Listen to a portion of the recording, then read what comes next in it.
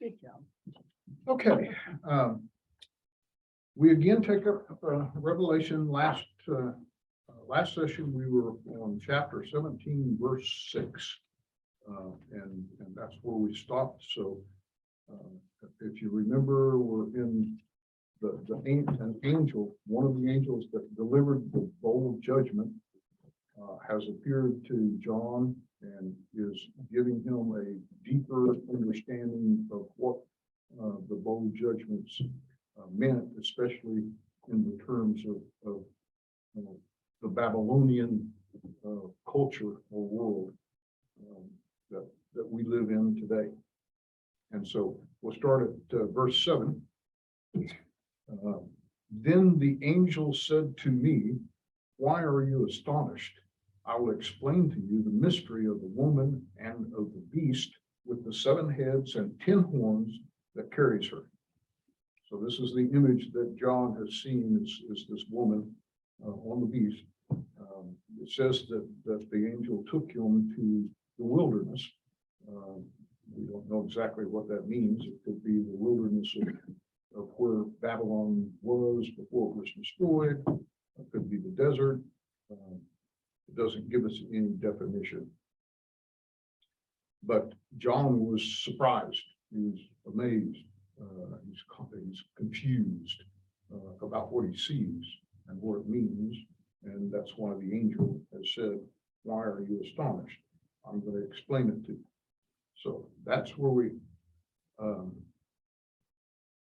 the part of the understanding I get is one of the reasons he's so surprised is this image of the beast is red with blood, red with the saints and the witnesses' blood.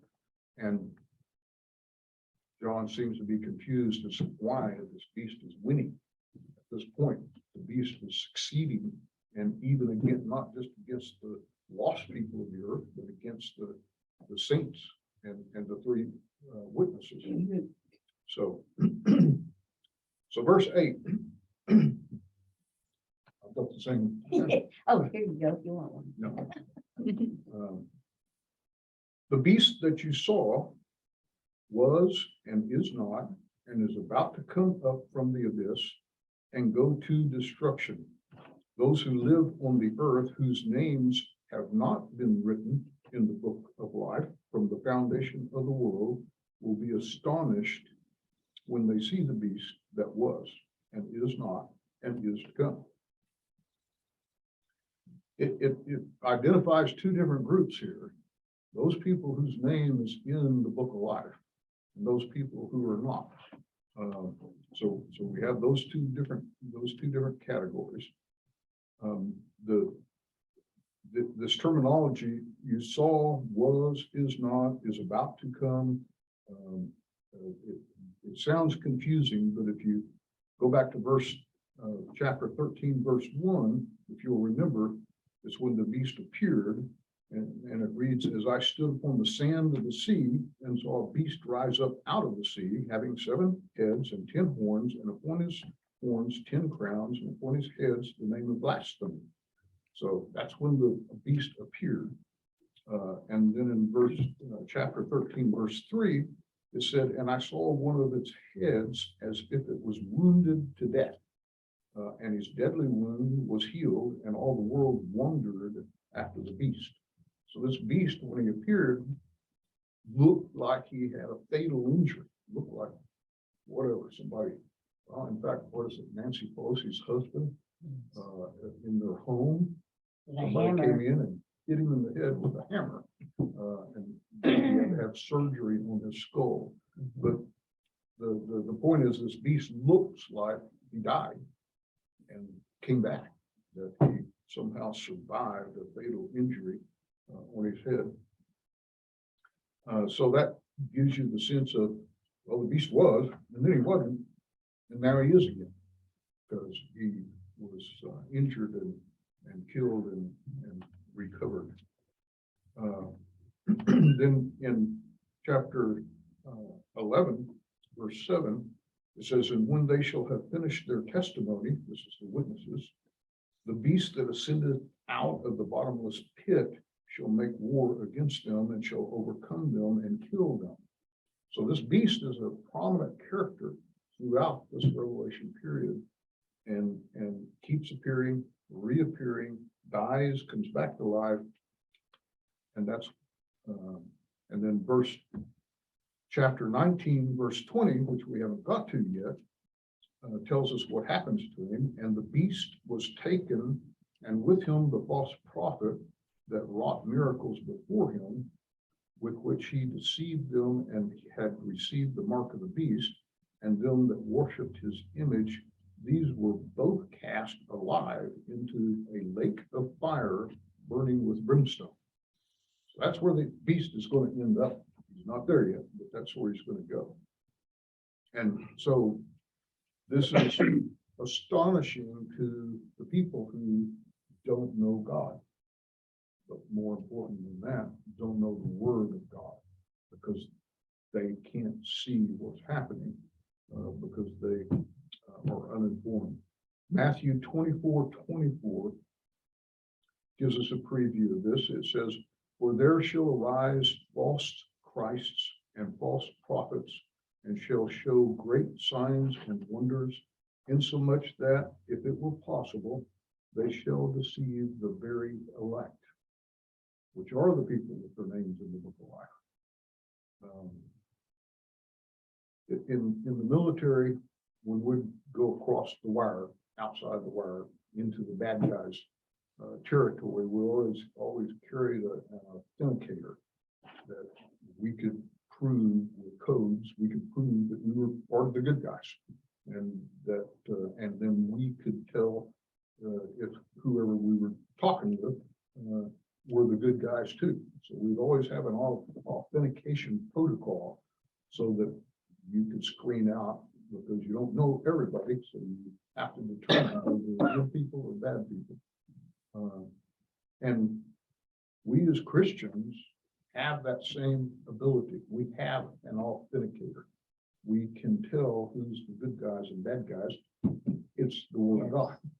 And if we're familiar enough with it, we can apply the principles out of the Bible. We can apply those to people and determine what they are good or bad. And that is the only way that we can. Because I assure you that even today, and it will get worse in the future, there are false prophets, false teachers, false pastors, false leaders, false politicians, and you can only measure their truth or their goodness based on the word of God.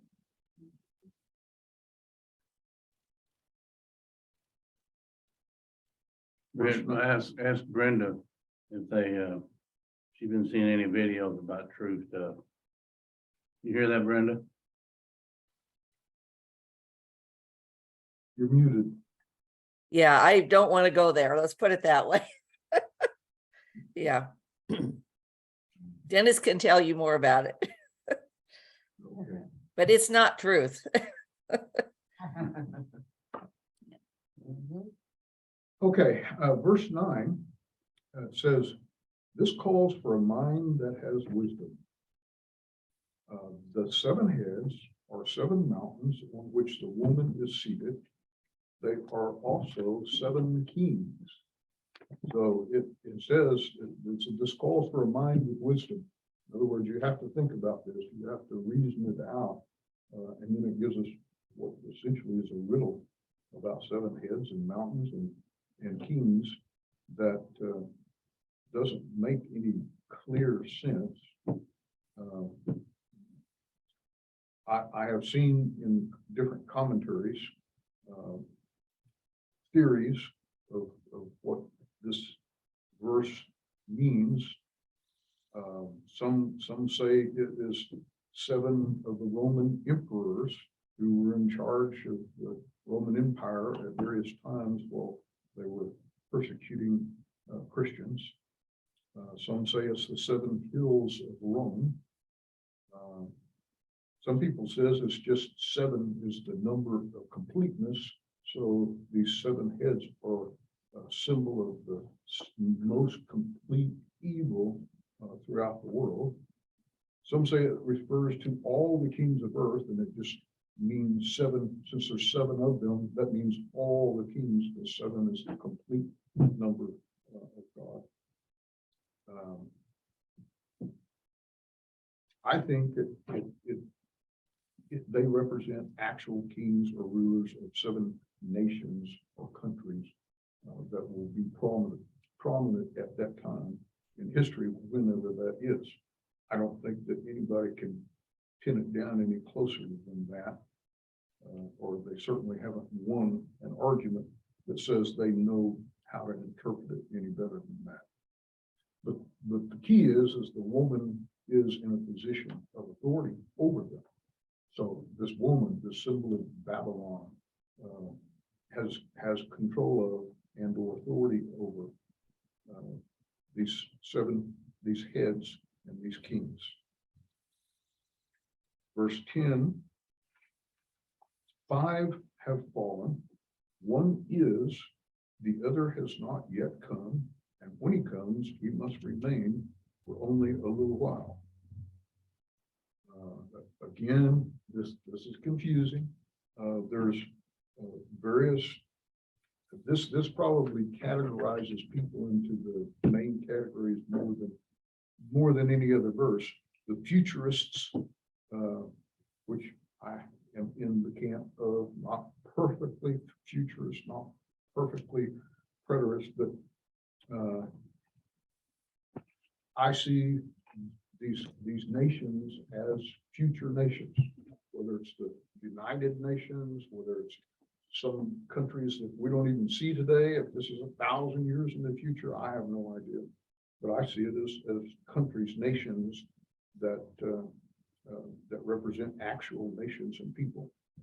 The preterists see this as Roman emperors, and they see it as having already been done back before and up to 70 AD.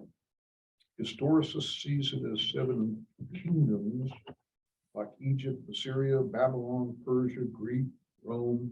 They see it as the continuation of kingdom from kingdom to kingdom, not all at one time, but in succession. So there's no agreement on what this means.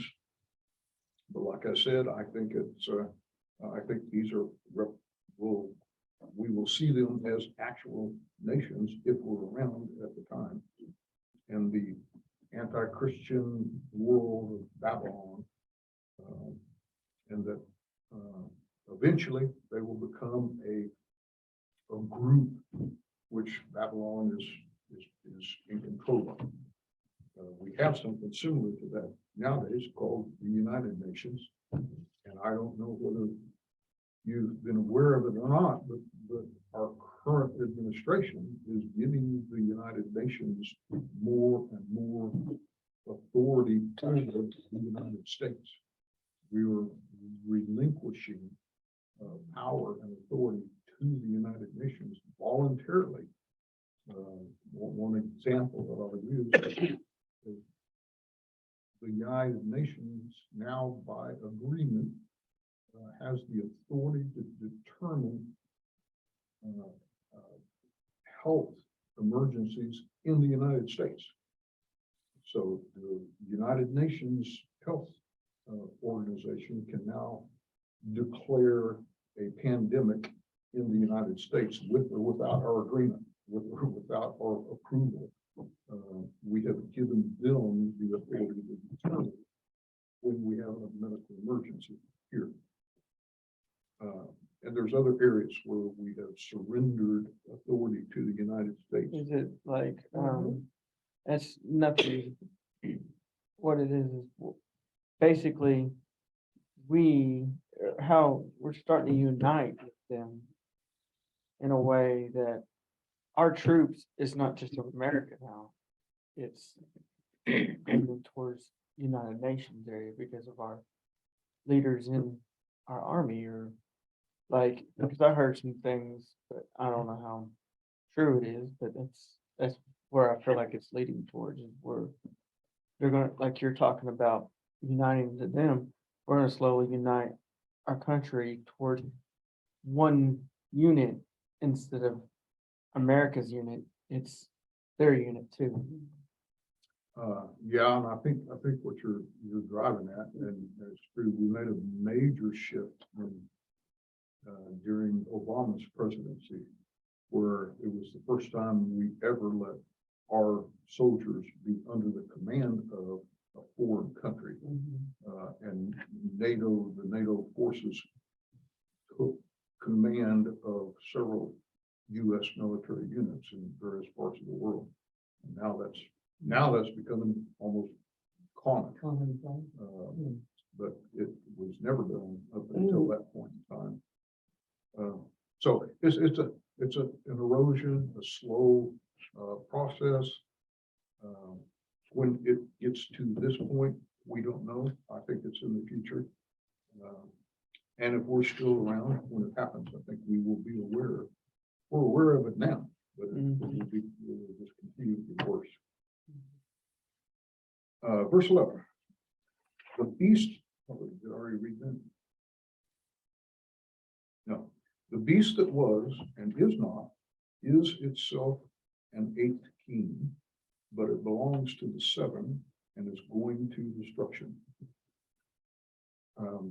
Remember, the beast is the Antichrist. The Antichrist doesn't have a nation of his own. He's not the king of a particular country, but he becomes the king of all these kings that represent all the other countries. So he's a king of kings, little k. He's certainly not Jesus Christ, the king, but he is representing himself as a Christ. And he's going to destruction.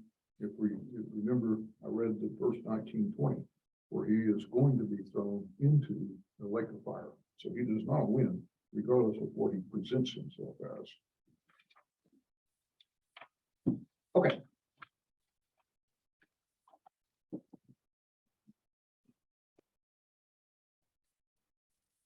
Well, the 10 horns you saw are 10 kings who have not yet received a kingdom, but they will receive authority as kings with the beast for 1 hour. These have one purpose, and they give their power and authority to the beast. Well, this is a whole new set of kings. It's a whole new set of countries. My interpretation is these countries are a remix. They are fragments of the other countries that have been rearranged. In other words, the beast who has become the authority over these countries has somehow decided, okay, I'm going to split this country in half and appoint 2 new kings to it. And I'm going to split this country up. And so these countries have been rearranged, and the beast has put these new kings in place.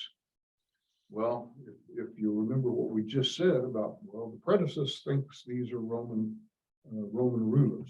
Well, this verse indicates that this is something that's going to happen in the future.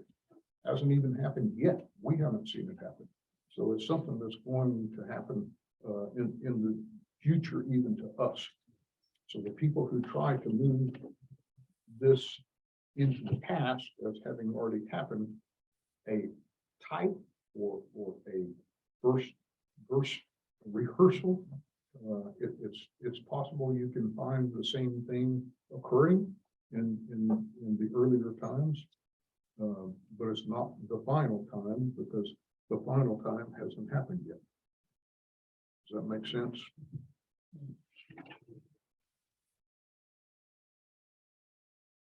And it says for a short time. Yeah, but now keep in mind that Not Daniel, literally. remember Daniel's times, he would say a week or a year. He would say 7 weeks, meaning 7 years. So if a week means a year, then an hour may mean a month, or an hour may mean a week. So a short time. Not as we understand it, right? An hour, It says now, or what we understand is now, it doesn't. Right. Longer. In Daniel 7:24, it said, and the 10 horns out of this kingdom are 10 kings that shall arise, and another shall arise after them, and he shall be diverse from the first, and he shall subdue 3 kings.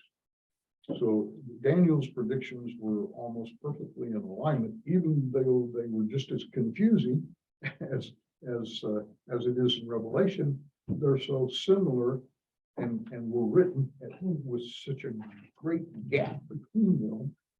It has to be referring to the same thing, which again gives us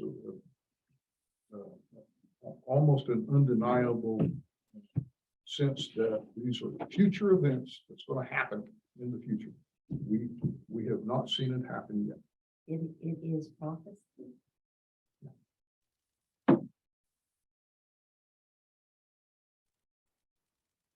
In verse 14, these will make war against the Lamb, but the Lamb will conquer them because he is the Lord of lords and King of kings. Those with him are called chosen and faithful. So this is the final war. This is the battle of Armageddon. And it's talking about the Lord of lords and King of kings. This is the Lord. This is the King. This is the Christ. So we now have the true Christ that appears and conquers, destroys the Antichrist, the fake Christ. And along with him is the saints, the chosen. That's us. We get to participate. We get to follow him into the conflict.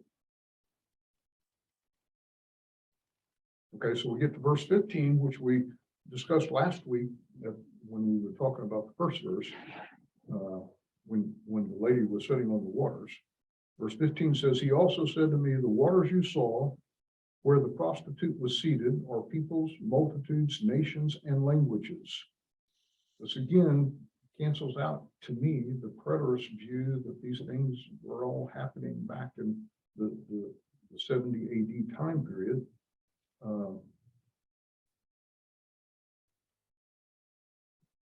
Because it clearly has not happened yet.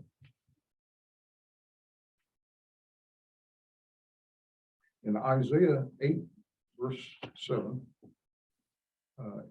it reads, see, did I read 15? Yeah. 8:7 said, Isaiah 8:7, to give you another reference, it reads that now therefore behold, the Lord bringeth up upon them the waters of the river, strong and many, even the king of Assyria and all his glory. So this waters is used throughout the Bible, Old Testament, including to mean peoples, nations, populations. And that's what it means here. Again, what happened in Jerusalem in 70 AD was monumental, but it only happened to a group, the nation of Israel, to the Jews who were in Jerusalem at the time. This clearly indicates that this is something that happens to all peoples, multitudes, nations, and languages, which will be the whole earth, and that hasn't happened.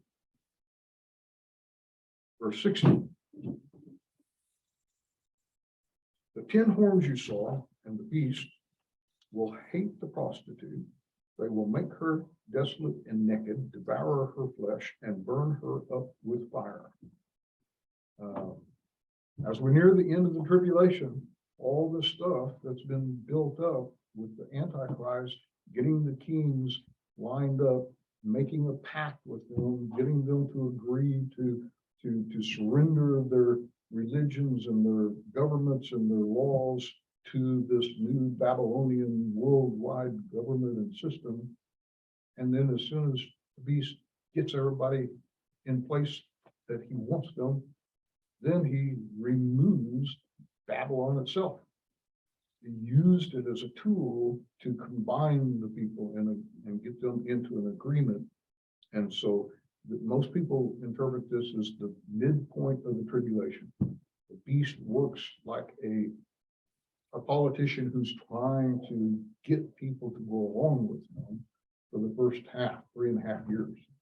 And then at some point, when he does get enough control, then he says, okay, I don't need you, Babylon. I don't need anybody to help me. I now have control with these new kings, the 10 kings, and by force, I can control the whole world for the rest of time. He doesn't realize or accept that the time is limited. He thinks he's going to be able to do it forever. But he doesn't need Babylon anymore. Now is when he says, stop worshiping the false idols, kind of like Nebuchadnezzar did at one point. He had built this tower as an idol to worship. And then he said, well, the tower represents me. I'm actually the God that you're worshiping instead of the tower. This is the Antichrist is going to do the same kind of thing. He's tricked all these people into believing in these idols. And now he says, no, I'm the God. You don't need to worship the idols anymore. You need to worship me. Verse 17. For God has put it into their hearts to carry out his plan by having one purpose and to give their kingdom to the beast until the words of God are fulfilled. You know, the best way I look at this is these people, especially the followers, as you get down to the lower levels, they've got to figure out that something's going wrong here. This is not working out. Now we're just being ruled by this guy who is not a very good guy. So you would think they would stop. They would turn to God. They would go find somebody that could teach them what was happening. But God puts it into their hearts, just like he did in Pharaoh's heart. God hardened Pharaoh's heart so that even though he saw proof of God's power with all the miracles that were happening, he couldn't change. He couldn't give up his desire to go against God's will. And God has got the same thing with the people that are going to be alive in this period of time. And send away the days of grace, blah, blah. Whatever would be one way of saying it. So even if they could rationally see that this is leading to destruction, their heart can't change to go along with it. They're just stay on that train that's headed to the bridge that's gone. The bridge is gone, and yet they're riding that train all the way till it falls off. You see that in several places. It wouldn't be corrected in Romans. God gave them over to that. Yeah, and So it's like the ultimate rebellion to God, no matter what, a refusal. even in the face of In the certain face of it. destruction. Does it? Totally. My path is going to get me killed, but I'm going to keep doing it anyway. I had a lady, I know you're living on time, but I'm baptized here and got her a good job through some friends. And she was taking drugs out of their drug room. And she said, she called her in her office and she said, if you will go get help, in her drug, then we'll keep your job open for you. She said, I didn't steal it. She said, we'll get you right here on video. I didn't do it. And so she went ahead and instead of going into treatment, keeping a really good job, best job she'd ever had. She had to let it go. You see that in And life. that- Sad. And why? I mean, you pride, Yeah. self-centeredness, jealousy, all the human emotions that if you don't have Christ, a Christ-centered life, then you're going to have all of the human emotions that drive you into a place where you can't see. You can't see and you can't understand. So you better quit there. Very good. One more verse. Very good. There's only one more. 18. I just, it's like not finishing the. It will, but it's like, continue next week, get you back to the show. There you That'd be go, good. that's what we Yeah. need to do. Yeah. Well, Bye. oh,